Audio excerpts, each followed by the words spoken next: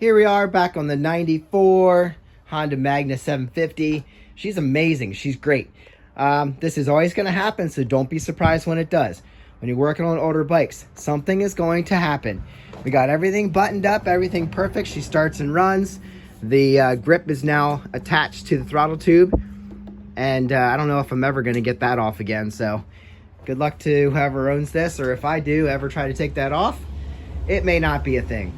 But you have to keep an eye on everything as you're doing this. So I think I mentioned in the last video, in a previous video, that it looked a little wet above this carburetor, and I was concerned as to what was going on.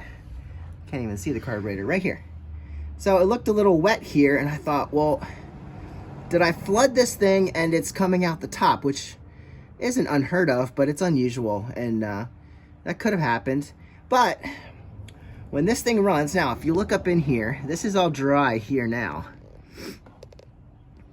back here, but there is a T where 3 lines of gas come together, and that is leaking.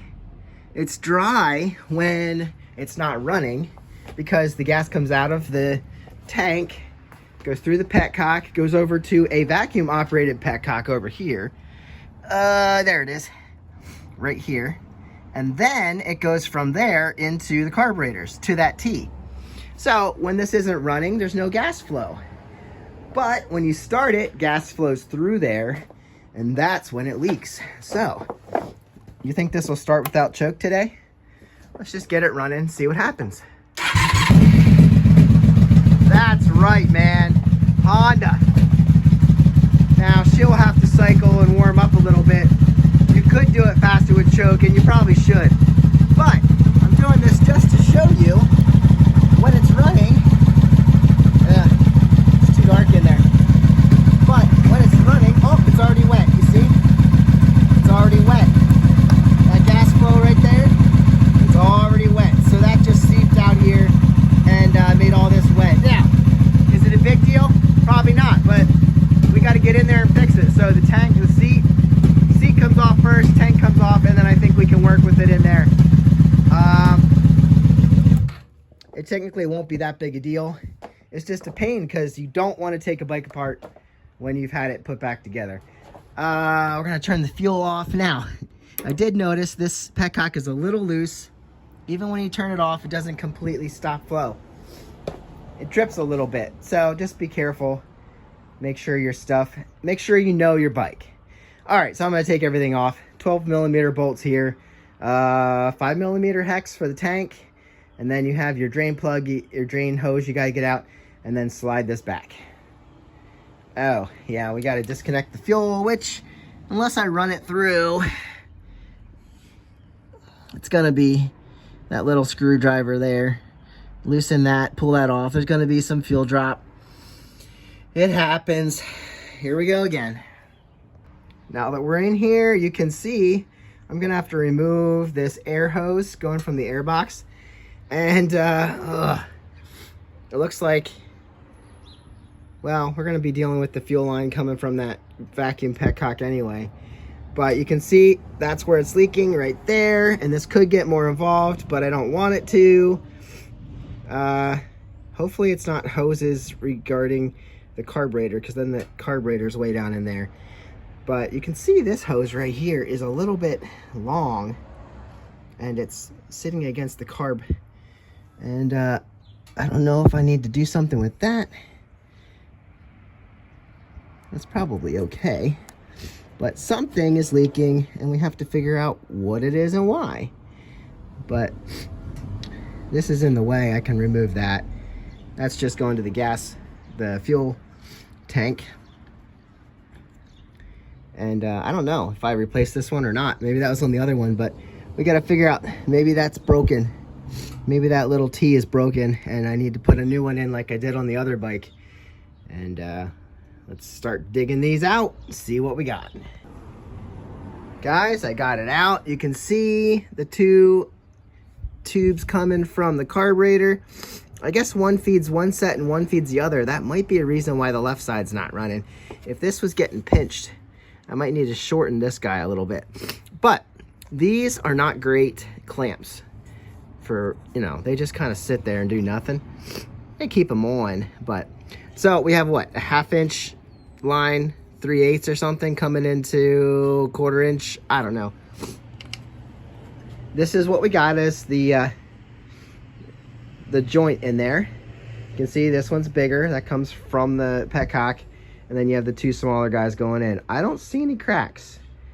I'm gonna manhandle this a little bit and see if I can find it, but it might just be leaking because it's just loose. That'd be nice. But I'll see if I can find any cracks on this. Maybe we'll just replace it. The other one I had did break. It actually broke inside the line, and I had to remove the line because I didn't want pieces going into my carburetor. But this one came out clean, and I could put a little bit of gasket maker on here. Something good with gasoline. The Moto stuff is good with gasoline. And stick them back in those tubes and probably be perfectly fine. But like I said, I'm going to look at this, make sure it's not cracked. If it is, we'll find a new one. Put this all back together, we should be good to go. And I might, like I said, I might cut something a little shorter, or maybe I can push this line back further so it's not pushing this one into the carb. Because if this sits a little bit further over, it'll be fine. Yeah, maybe I'll just cut this a little bit.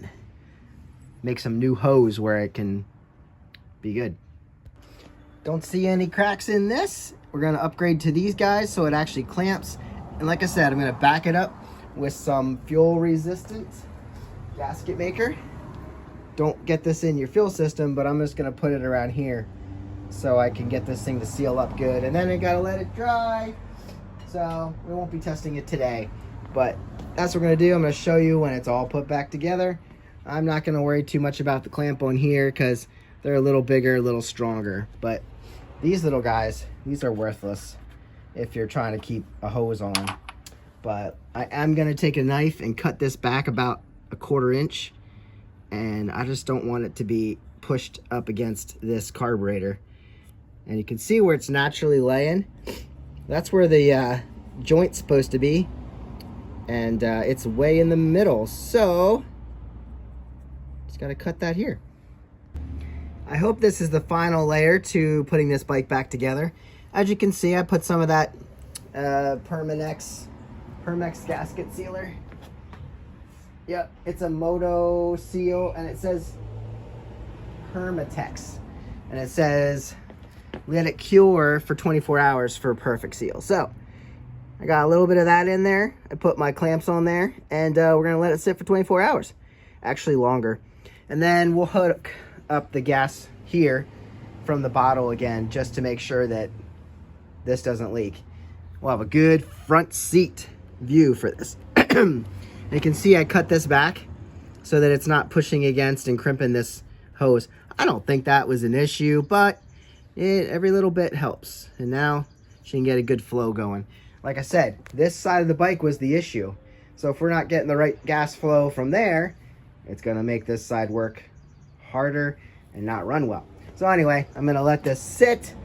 This can go back in over here if I wanted to put that in, but we're not gonna be able to see this as well. So that's not a big deal, it's just an air tube. And then we'll be back and see if that leaks. If it doesn't, we should be great. Bright and sunny this morning. We could even take this out for a test drive. I got the fuel line hooked up. We're gonna turn, oh, we have a little bit of gas in there already. We're gonna, I ran it outside, so this long hose works. We're gonna open this valve and put gas down into the carburetor, well, to the vacuum petcock. It should flow. Now all this air has to work its way out. You see, we're getting the gas flowing in there. All right, that's gonna fill that up. All the air is gonna move to the top since this is at the top. It's actually set up pretty well. You can see that huge air bubble just working its way the whole way up. All right, that's ready. Now let's see, we're gonna watch. This leaks pretty quick because once gas gets from here to this vacuum operated petcock, it goes right into this T. So we're gonna watch this and see how we do. Get ready. I don't know if we need a choke or not. She's firing. Maybe we should put choke into it. This might even leak already. All right, she needs a little choke. It's been 3 days, Friday to Monday morning. And there was no gas in here, so it was dry. So it's got to work its way in.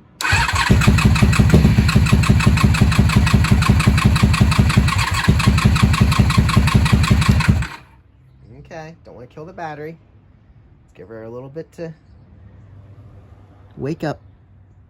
So far, it's looking dry. I'm gonna wait to see if I can get her to fire up, and then we'll let her run for a little bit and make sure we're not leaking.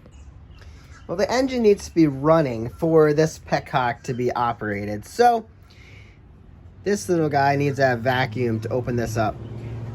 I did get some gas down in there. I'm not seeing any leaks, which is great. Everything's dry. I did use starting fluid. I'm sorry.